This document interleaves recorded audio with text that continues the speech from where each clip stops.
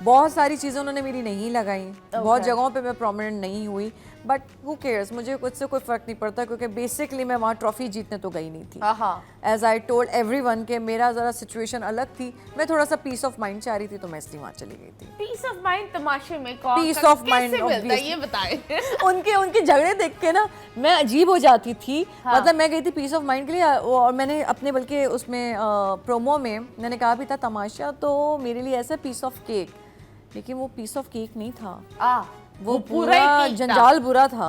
मार्जिपैन मतलब वाला आई cake swear ना मार्जिपैन वाला, खाया जाए। एग्जैक्टली मार्जिपैन वाला केक वो जो नहीं होता, आप इतना सॉफ्टली उसको ना कट कर सकते ना खा सकते, ना निकलते बंदर निकलते। सही बात तो है। वो उस तरह का ही सीन हो गया था मेरे साथ। तमाशा में जाकर फैमिली की याद आई? बहुत बहुत, जितना मैंने अपने बच्चों को, अपनी माँ को तमाशा में इन 5 वीक में जितना एहसास मुझे हुआ है ना उनकी जुदाई का, उतना मुझे ज़िंदगी में कभी नहीं, क्योंकि जब से मेरा बड़ा बेटा ज़ुबैर, मोहम्मद ज़ुबैर बिन मोहसिन, जो बड़े वाले का नाम है और छोटे वाले का नाम है मोहम्मद जुहान बिन मोहसिन, तो ये दोनों जब से हुए हैं तो ये तमाशा घर पहला मेरी ज़िंदगी का था जो मैं इतना दूर इनसे गई हूँ।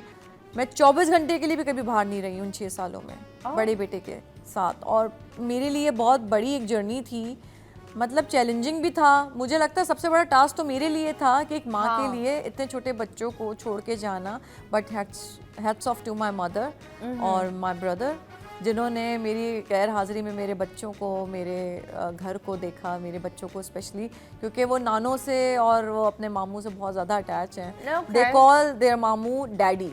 तो वो शुरू से वो डैडी का जो एक वो कैरेक्टर है ना, वो बहुत उनके लिए इम्पॉर्टेंट है।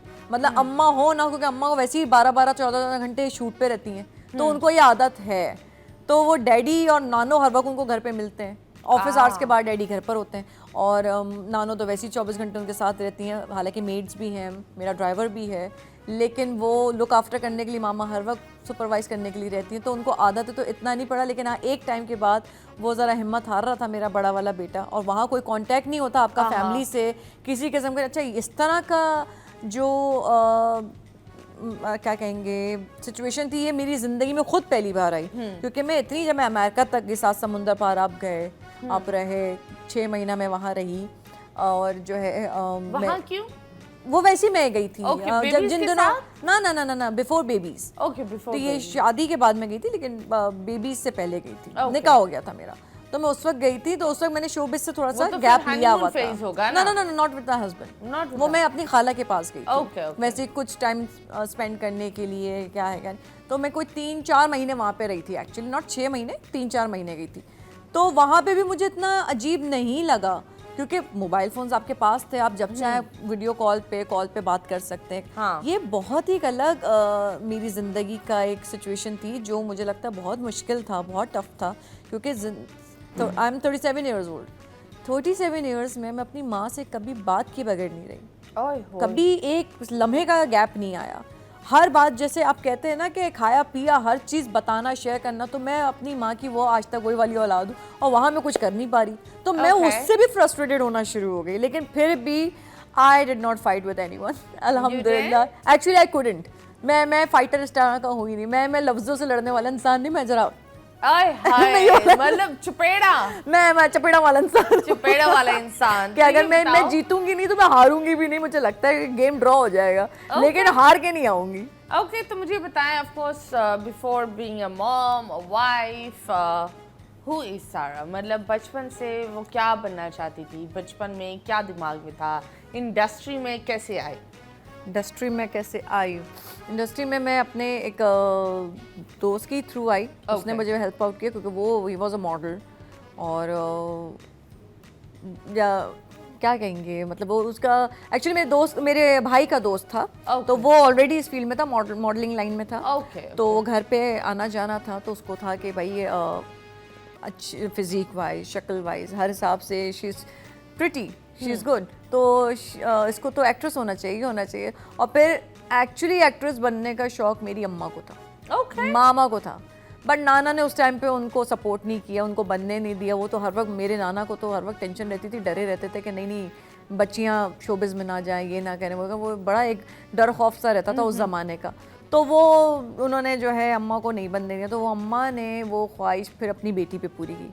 अच्छा, जब मैं एक एक्टर मेरे अंदर बचपन से ही था, वो शौक नहीं था एक्टर बनने का, लेकिन वो अंदर मेरे एक ज़रूर एक्ट्रेस थी Okay. जो हर वक्त एक कुछ ना कुछ कैरेक्टर में मैं तारी रहती थी। एक हीरोइन मेरे अंदर हर वक्त रहती थी। अच्छा, एक वो भी वाला सीन नहीं कि मैं तो हीरोइन हूँ, वो वाला सीन भी नहीं।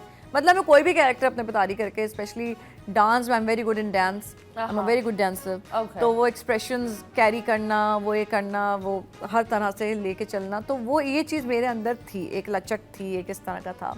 तो वो एक्टिंग स्किल्स ऑटोमेटिकली खुद ब खुद निकल आई। तो Okay, that's nice. अम्मा की ख्वाहिश मैंने पूरी कर दी। हाँ, नाना मुझे देख के बड़ा खुश हुए जब मैं एक्टिंग लाइन में आई तो।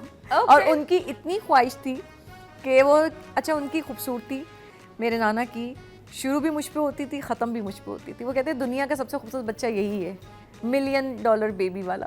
तो वो हर वक्त कहते थे कि हीर का कैरेक्टर होना, क्योंकि हीर हमेशा से खूबसूरत कैरेक्टर रहा है। वो कहते थे मेरी विश है कि मेरी जो नवासी है वो हीर का कैरेक्टर करे।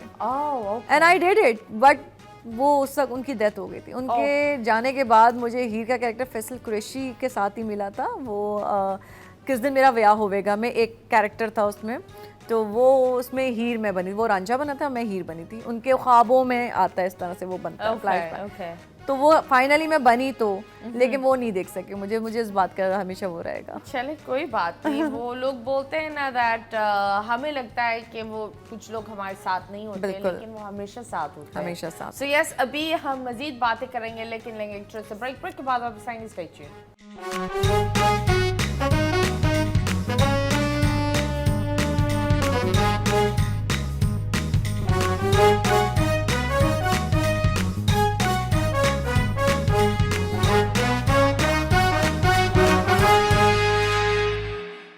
Welcome back and yes, you guys are watching 21mm। सारा हमारे साथ गुफ्तगू गहरी गहरी कर रही है। ये बताएं, कब पता चला that you're famous? कब पता उस चला? जमाने में ना आई बिलीव फेसबुक होता था, इंस्टाग्राम, ये टिकटॉक और ये चीजें इतनी नहीं होती थी, राइट? फेसबुक बहुत बाद में आया है। बहुत मुझे जब पता चला कि मैं फेमस हूँ तो मैं वो पीटीवी के ड्रामे से, काजिम पाशा साहब का ड्रामा था कठपुतली, उससे मुझे अल्हम्दुलिल्लाह मेरी आज तक की शनाख्त है। और मैं कभी वो ड्रामा नहीं भूल सकती, क्योंकि अब तक लोग मुझे इंटीरियर सिंध हुआ, वर्ल्ड वाइड हुआ, जो भी है जहाँ पे, क्योंकि पीटीवी आपका बिना केबल के हर जगह आता है। हाँ। तो वो मेरे लिए वो मेरी सक्सेस का बाइस था। तो हमेशा मुझे अबीरा के कैरेक्टर से जाना जाता था, तो वो बहुत प्यारा कैरेक्टर था। समीना पीरज़ादा उनमें मेरी मदर बनी थी। ओके, तो मुझे ये बताओ, उस वक्त की फेमसनेस होना आसान होता है या इस वक्त?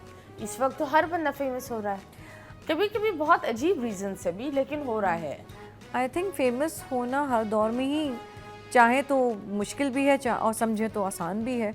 आजकल के दौर में मुझे लगता है कि अभी वो सोशल मीडिया वगैरह इतना आ गया है कि आप अगर एक्टर नहीं भी हो तो ऐप्स इतनी ज़्यादा आ गई कि आप खुद ही अपने आप को सेलिब्रिटी बना लेते हैं, समझ लेते हैं कि वो टिकटॉक हो, चाहे वो इंस्टाग्राम हो, चाहे वो कुछ भी हो, किसी भी हवाले से आप अपनी कोई भी वीडियो, कोई भी रील बना के अगर डाल दें तो आप ऐसे ही फेमस हैं। और बड़ी अजीब बात ये है कि अब तो एक होते फॉलोअर्स, ठीक है, अब तो ये भी हाल हो गया है कि आप फॉलोअर्स खरीद सकते हैं। एग्जैक्टली। तो ऐसे लोग भी हैं जहां बोले आप भाईजान तुम हो कौन, और उसके ऊपर इतने खरीदे हुए फॉलोअर्स और इतने मिलियंस पे चले जाते हैं। लाइक रुको जरा, तुम हो कौन? मतलब ना मैंने तुम्हें देखा है, ना तुम्हारे बारे में सुना है। ये लोग कीड़े मकोड़े कौन है, कॉकरोच कौन है जो तुम्हें इतना फॉलो करते हैं? तो ये बड़ा होता है। तो आप बताओ, व्हेन यू ऑफ कोर्स एक गैप हुआ, मदरहुड के बाद इंसान जब वापस आता है तो चेंज क्या था और मदरहुड कैसे था? मदरहुड, पहला जो मेरा बच्चा था, कैसे लगा when you पहली told प्रेगनेंसी जो मेरी pregnant? How did you feel? Shocked? No, not exactly shocked. I wanted to be a mother. Okay. मैं चाहती थी और प्लान था सब कुछ। फर्स्ट बेबी तो बिल्कुल प्लानिंग के तहत ही था। तो क्योंकि शादी के 2 साल बाद किया था ज़ुबैर, और वो बहुत अच्छी जर्नी थी। आई थिंक मुझे लगता है कि मैंने दोनों प्रेगनेंसी बड़ी हेल्दी और बहुत अच्छी गुजारी है। क्योंकि मैं दोनों प्रेगनेंसी में आई वॉज वेरी एनर्जेटिक, और मैं खुद ड्राइविंग करती थी, वो भी कराची जैसे शहर में। आपका जो है